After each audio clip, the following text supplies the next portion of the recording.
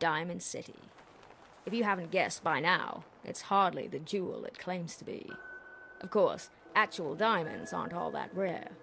Their value is entirely made up, so it's not all that different from a baseball one. Men are like cigarettes. They can be a pleasure, but they'll kill you in the process. That was all I had. I never understood the concept of turning the other cheek.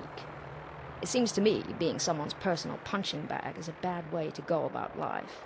People deserve a second chance. That's why God invented suitcases. Your thoughts? Wherever you are in the wastes, the smell will undoubtedly follow. Instead of raiding file cabinets, we should be dashing them with perfume.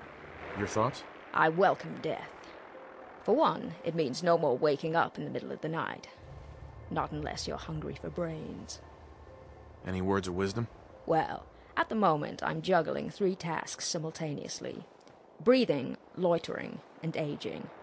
Aren't I impressive? Although, truth be told, I'm not entirely sure about the aging part. There's really no way to tell how old a ghoul is.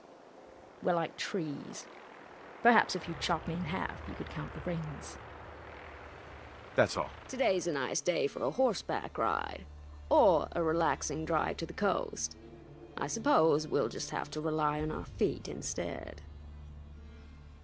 Any other advice? It doesn't matter if you're talking about fashion, hobbies, or love. Almost everything has an expiration date. Bad taste isn't exclusive to food, after all. What are you thinking? Mornings are the absolute worst. I recommend we sleep through them.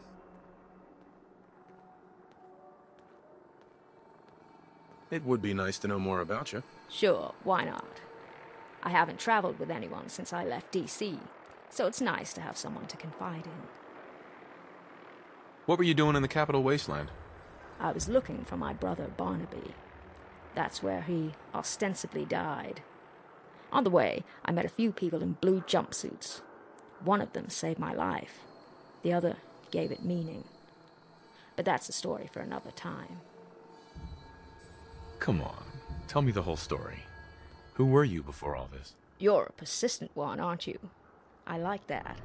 As I said before, a ghoul's life story isn't a novel. It's more like a library. But who knows? In time, perhaps I'll find a moment to loan you a book. What's it like, you know, being a ghoul? Well, that mostly depends on what kind of human you were. If you were vain, I imagine it would be full of self-loathing. Me, I'm incredibly vain. Any words of wisdom? Rain again. And me without my umbrella. Your thoughts? Gene Kelly loved to sing in the rain.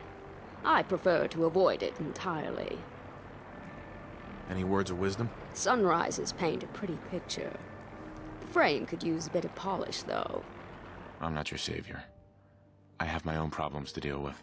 It's unfortunate, but there's only so much we can do. I get it. You can't take care of other people's problems when you're still overwhelmed by your own. So, the big bad Kellogg is no more. I suppose we're going to have to come up with some new adjectives to describe him. I like dead and rotting myself. Any other advice? Our family used to have our own private helicopter. We'd take it on trips to the vineyard. Arthur used it to hunt. Who's Elder Maxon? Well, he used to be a timid child who loved writing stories. Now, however, he's something else entirely. Remember, darling, we all make mistakes. Some of us just choose not to acknowledge them. The world is a circus, and there isn't a tent big enough to hold it.